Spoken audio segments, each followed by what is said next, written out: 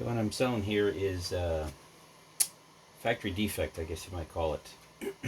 these A-pillar pods, they take sometimes a couple of tries to get a successful one because of the material I make them with. This is ASA material, which is good for heat resistance, sun heat for sunlight for sure, and they're also UV resistant.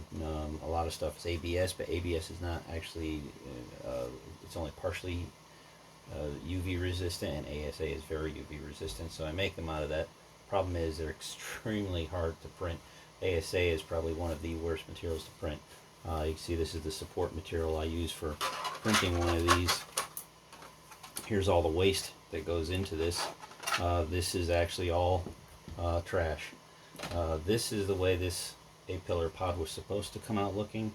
I make it so that it is form-fitted, molds all the way down, slides in. These three are for another customer that already purchased them. The second one goes here, third one goes here. As you can see, they line up very nicely.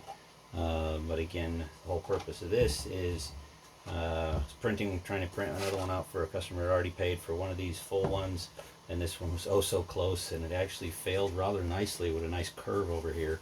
So I'm going to sell it for just about half price.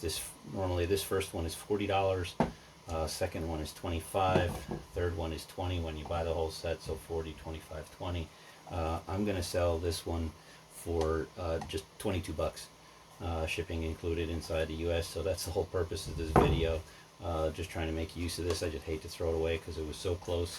It's just missing that end. It'll still look pretty darn good. It'll go right down by the speaker grill. The only thing it's not covering is over there, but it's rounded out quite nicely.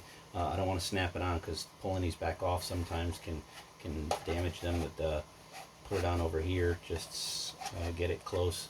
Actually, it's snapped on. Snap it on, slide it on. You know, very secure, very form fitted, actually very custom fit just for the W210. So if you're interested, just go to benzw210.com.